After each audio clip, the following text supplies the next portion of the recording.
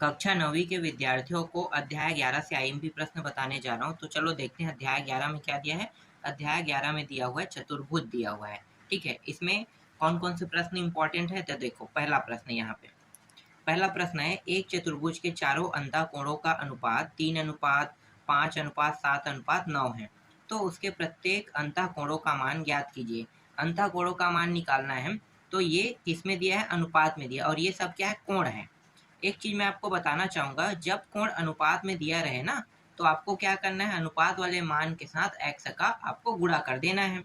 अब पहले इसे कोण में लिख लेते हैं, जैसे कि यहाँ पे देखो कोण ए, कोण बी, कोण सी और कोण डी। ठीक है, तो कोण ए बी सी डी अनुपात में ये भी है। अब इसके साथ x का गुणा कर देंगे। ठीक है, गुणा करेंगे तो 3x हो जाएगा, 5x, 7x और 9x हो जाएगा। कैसे लिखना है इसको, इसको आपको लिखना है इस प्रकार से। देखो ये रहा कोण ए 3x अंश, कोण बी 5x अंश, कोण सी 7x और कोण डी 9x।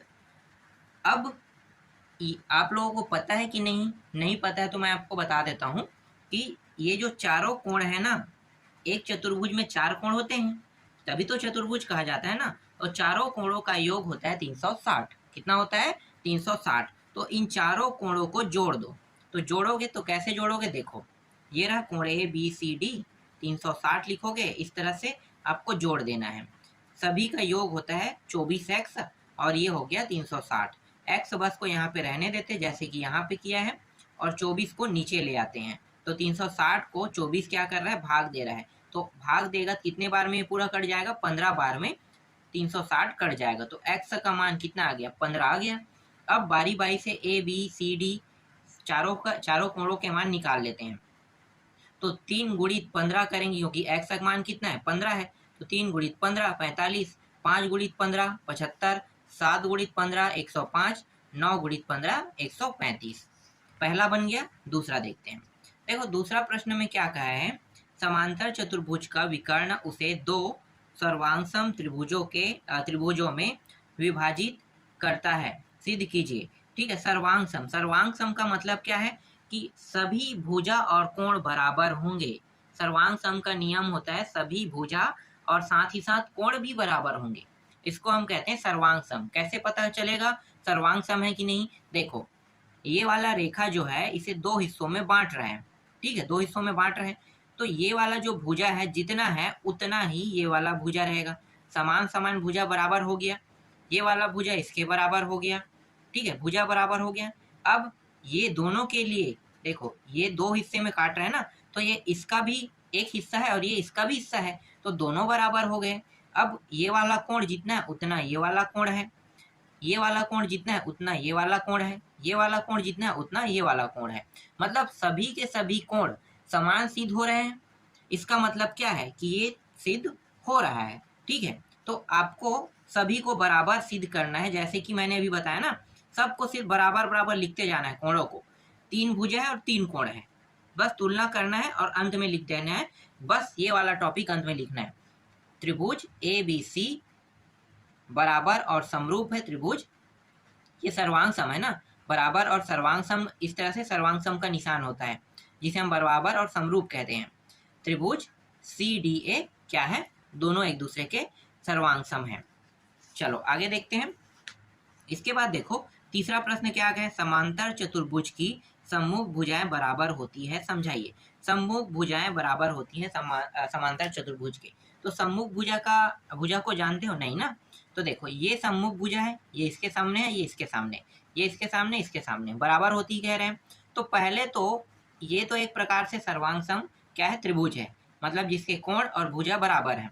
तो पहले तो ये बराबर बराबर सबको सिद्ध कर दो। ठीक है, बराबर सिद्ध हो जाएगा तो वही टॉपिक आपको लिखना है।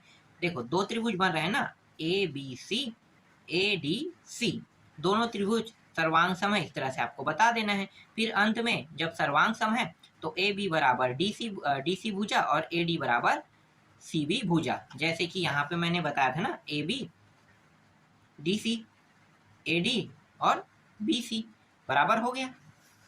बस और कुछ नहीं करना है, बहुत आसान टॉपिक है ये।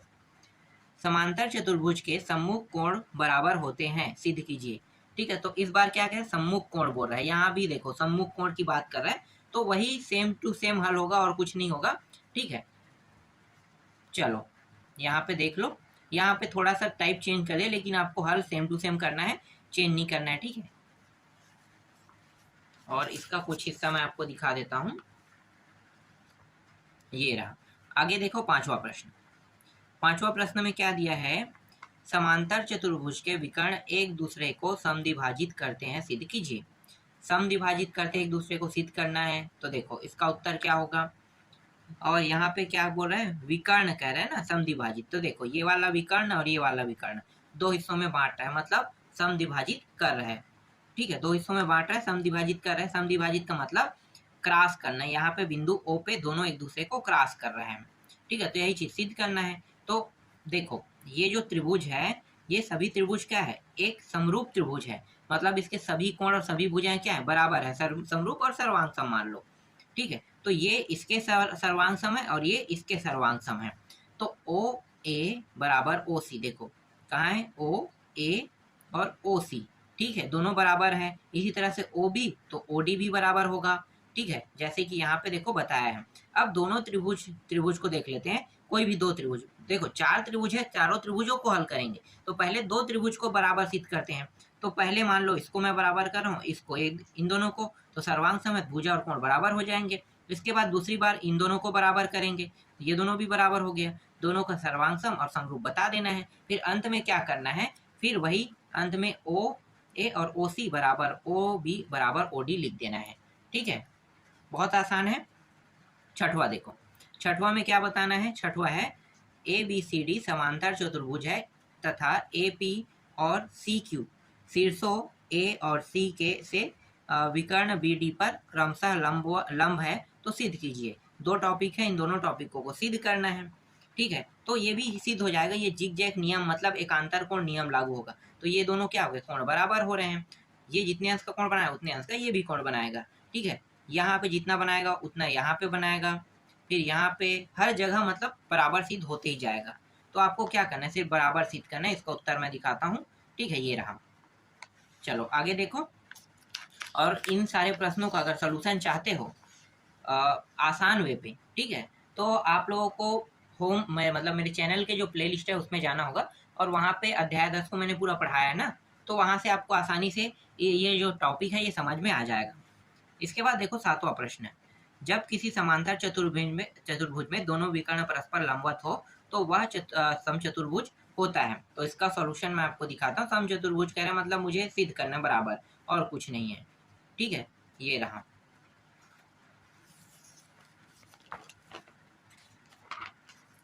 इसके बाद देखो ये वाला प्रश्न, ऐसे प्रश्न आएंगे तो कैसे हल करोगे, तो सिद्ध करना है। क्या करना है भैया, चारों कोण 360 अंश होते हैं, बहुत आसान है। 360 अंश सिद्ध करना, 1 2 3 4, चारों कोणों का योग कितना होगा, 360 होगा। तो यहाँ पे अगर ये वाला जो रेखा है इसे दो हिस्सों में बांट रहा है, तो एक त्रिभुज को दो हिस्सों में बांटेगा ना चतुर्भुज को, तो एक और दो त्रिभुज का निर्माण हो जाएगा। दो त्रिभुज का निर्माण होगा तो 360 को दो हिस्सों में बांट दिया, 180 180, तीनों कोणों का योग कितना होता है 180, और इन तीनों कोणों का योग 180। तो दो समीकरण बनेगा, पहला और दूसरा। जैसे कि यहाँ पे देखो 1 2 3 और 4 5 6 दोनों हो गया।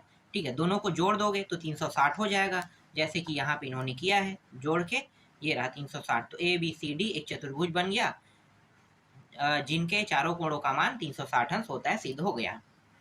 इसके बाद देखो ये है दूसरा प्रश्न, सिद्ध कीजिए कि एक समचतुर्भुज के विकर्ण एक दूसरे पर लंब समद्विभाजक होते हैं। ठीक है, तो इसको सिद्ध करना है। तो देखो इसका उत्तर मैं दिखा देता हूँ, ये रहा यहाँ तक, और उत्पत्ति से यहाँ तक की। ठीक है, और थोड़ा सा है यहाँ तक। ठीक, आगे देखते हैं।